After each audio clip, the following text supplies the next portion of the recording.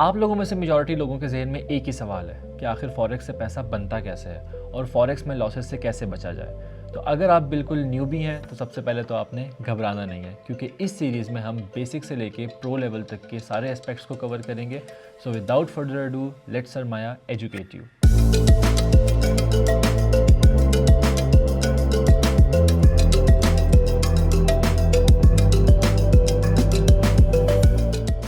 Hello everyone and welcome back to another video. Last video में हमने देखा कि फॉरेक्स मार्केट का साइज़ कितना ह्यूज होता है, जिसमें डेली 7.5 ट्रिलियन डॉलर्स की ट्रेडिंग हो रही होती है। तो आज की इस वीडियो में हम देखेंगे कि फॉरेक्स ट्रेडिंग में करेंसी पेयर्स क्या होते हैं, कितने टाइप्स ऑफ करेंसी पेयर्स होते हैं, हमारा एक्सचेंज रेट किस तरह से मूव होता है और फॉरेक्स की मार्केट में मेजर प्लेयर्स कौन से हैं। सबसे पहले तो ये कॉन्सेप्ट समझना बहुत इंपॉर्टेंट है कि फॉरेक्स की ट्रेडिंग हमेशा पेयर में होती है, यानी एक सिंगल करेंसी को आप ट्रेड नहीं कर सकते, हमेशा करेंसी का पेयर बना के आप ट्रेड कर सकते हैं। For example USD to PKR या यूरो टू USD। अब इसी केस में अगर हम एग्जाम्पल लें USD PKR की, तो इसमें एक करेंसी USD है और दूसरी करेंसी हमारी PKR है। यानी USD जो है हमारी वो बेस करेंसी है और PKR हमारी कोट करेंसी है। अब बेस और कोट करेंसी का मेजर डिफरेंस क्या है? बेस करेंसी हमारी फर्स्ट करेंसी होती है और जो कोट करेंसी है वो हमारी सेकंड करेंसी होती है। एक्सचेंज रेट आपको जब भी शो होगा वो आपको बेस करेंसी की प्राइस कोट करेगा। फॉर एग्जांपल अगर हम USD PKR की एग्जांपल लें और आप किसी भी एक्सचेंजर के पास जाएं और आप उससे कहें USD PKR का आज क्या रेट है, तो वो आपको उस दिन का जो USD का रेट होगा वो कोट करेगा। फॉर एग्जांपल अगर एक USD 300 PKR के इक्वलेंट है तो USD PKR का जो रेट होगा वो 300 होगा, यानी कि हम एक USD अगेंस्ट 300 PKR बाय करेंगे।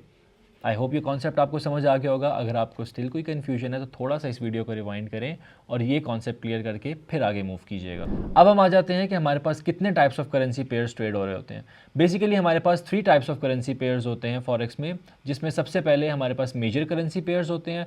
उसके बाद हमारे पास माइनर करेंसी पेयर्स आ जाते हैं, जिनको हम क्रॉसेस भी कहते हैं या क्रॉस पेयर्स कहते हैं। एंड थर्ड पे हमारे पास आ जाते हैं एग्जॉटिक पेयर्स। अब इनका डिफरेंस क्या है? जो मेजर करेंसी पेयर्स होते हैं वो करेंसीज होती हैं जिनमें USD इन्वॉल्व होती है। उसके बाद माइनर करेंसी पेयर्स वो होते हैं जिनमें USD इटसेल्फ इन्वॉल्व नहीं होता।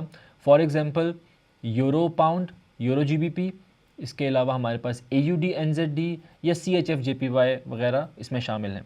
लास्ट में हमारे पास आ जाते हैं एग्जॉटिक पेयर्स। एग्जॉटिक पेयर्स वो होते हैं जिनमें कोई एक करेंसी हमारे पास स्ट्रॉन्ग करेंसी होती है और दूसरी करेंसी हमारे पास कोई वीक करेंसी होती है।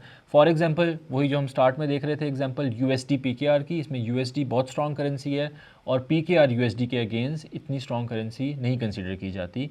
या हम दूसरी एग्जांपल टर्किश लेरा की भी ले सकते हैं, USD TRY की। तो ये हमारे पास एग्जॉटिक करेंसीज़ की एग्जांपल्स हैं। करेंसी पेयर्स को आपके लिए समराइज़ कर देता हूँ। हमारे पास जो मेजर करेंसी पेयर्स हैं उनमें हाई लिक्विडिटी होती है और हमारी कॉस्ट उसमें लो होती है, whereas in exotic pairs हमारे पास लिक्विडिटी बहुत कम होती है और हमारी कॉस्ट बहुत ज़्यादा होती है। अब हम देख लेते हैं कि हमारे पास कितने मेजर करेंसी पेयर्स हैं और कितने हमारे पास माइनर करेंसी पेयर्स हैं। तो मेजर करेंसी पेयर्स में हमारे पास यूरो USD आ जाता है, जो कि दुनिया में सबसे ज़्यादा ट्रेड किए जाने वाला एसेट है। उसके बाद हमारे पास आ जाता है USD JPY, जो कि बहुत ज़्यादा वॉलेटाइल पेयर कंसिडर किया जाता है। उसके बाद हमारे पास आ जाते हैं GBP USD, USD CHF, AUD USD, NZD USD और USD CAD। ये हमारे पास total list of major currency pairs है। अब हम आ जाते हैं अपने माइनर करेंसी पेयर्स की तरफ, जिसमें हमारे पास आते हैं euro GBP, GBP JPY, euro AUD, AUD JPY, euro CAD, NZD JPY, euro CHF और GBP AUD। अब यहाँ एक कॉमन क्वेश्चन बनता है कि आखिर ये प्राइसेस मूव कैसे करती हैं, यानी एक करेंसी अगर ऊपर जा रही है तो उसी के अगेंस्ट दूसरी करेंसी नीचे आ रही है। सबसे पहले हमारे पास आ जाता है सप्लाई और डिमांड। अगर किसी भी करेंसी की सप्लाई ज़्यादा है और उसकी डिमांड कम है तो उस करेंसी की प्राइस नीचे जाएगी। इसी तरह से अगर किसी की डिमांड ज़्यादा है और सप्लाई कम है तो उस करेंसी की प्राइस ऊपर जाएगी। सेकेंड फैक्टर हमारे पास आ जाता है इकोनॉमी स्ट्रेंथ, यानी कि जिस भी कंट्री की करेंसी है वहाँ की GDP, वहाँ की इन्फ्लेशन और वहाँ के जॉब्स डाटा कैसे हैं, ये चीज़ भी करेंसी की प्राइस मूवमेंट का एक इंपॉर्टेंट फैक्टर है।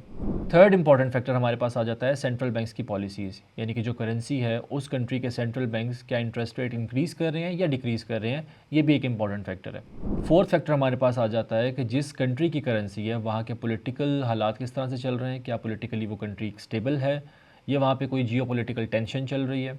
And last but not the least हमारे पास जो हमारे ग्लोबल फैक्टर्स हैं वो बहुत ज़्यादा मैटर कर रहे होते हैं। फॉर एग्जांपल जिस तरह पेंडेमिक की सिचुएशन थी तो ओवरऑल उसने ग्लोबली बहुत इम्पैक्ट किया था। इसी तरह से आपकी जो वॉर्स होती हैं वो भी बहुत ज़्यादा इम्पैक्ट कर रही होती हैं करेंसीज़ की प्राइसेस को। अब हम देख लेते हैं कि फॉरेक्स ट्रेडिंग के जो मेजर प्लेयर्स होते हैं जिनको हम बिग बॉयज़ कहते हैं वो कौन होते हैं। तो सबसे इंपॉर्टेंटली उसमें आ जाते हैं हमारे सेंट्रल बैंक्स जो कि किसी भी करेंसी की सप्लाई को मैनेज कर रहे होते हैं और उसकी स्टेबिलिटी को लुक आफ्टर कर रहे होते हैं। सेकंड पे हमारे पास आ जाते हैं कमर्शियल बैंक्स जो बहुत बड़े वॉल्यूम्स के साथ ट्रेड कर रहे होते हैं। थर्ड पे हमारे पास कंपनीज आ जाती हैं जो कि इंपोर्ट एक्सपोर्ट में डील कर रही होती हैं, डेफिनेटली वो भी फॉरेक्स में ही ट्रेडिंग कर रहे होते हैं सारी। उसके बाद हमारे पास आ जाते हैं हेज फंड्स एंड इंस्टीट्यूशंस जो कि अगेन बिग बॉयज़ होते हैं और वो बहुत बड़ी बड़ी पोजीशंस ओपन करते हैं। और लास्ट में हम जैसे रिटेल ट्रेडर्स आ जाते हैं जिनकी पोजीशंस बहुत छोटी होती हैं अगेंस्ट दीज बिग बॉयज़। मैं इस वीडियो को आपके लिए समराइज़ कर देता हूँ कि आज की इस वीडियो में हमने देखा कि फॉरेक्स बेसिकली करेंसी पेयर्स में ट्रेड हो रही होती है, यानी कि एक करेंसी हमारे पास बेस करेंसी होती है और दूसरी हमारे पास कोट करेंसी होती है, यानी एक करेंसी के अगेंस्ट हम किसी दूसरी एक करेंसी को बाय या सेल कर रहे होते हैं। इसके बाद हमने देखा कि कितने टाइप्स ऑफ करेंसी पेयर्स हैं हमारे पास। मेजर करेंसी पेयर्स हैं, हमारे पास माइनर करेंसी पेयर्स हैं एंड देन हमारे पास एग्जॉटिक करेंसी पेयर्स हैं। उसके बाद हमने ये देखा कि आखिर की एक्सचेंज रेट मूव किस तरह से होता है, यानी एक करेंसी अगर ऊपर जा रही है तो उसी के अगेंस्ट दूसरी करेंसी नीचे किस तरह से आ रही है।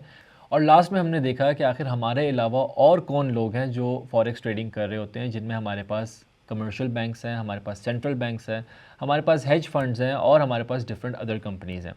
आई होप इस वीडियो में आपने कुछ नया सीखा होगा और आपके काफ़ी सारे कॉन्सेप्ट्स भी क्लियर हो गए होंगे। मीनवाइल मैं आपके लिए कुछ क्वेश्चंस छोड़ के जा रहा हूँ to test your understanding. If you still have any questions you can comment down below and I will try to answer them. Thank you very much and I will see you in the next one.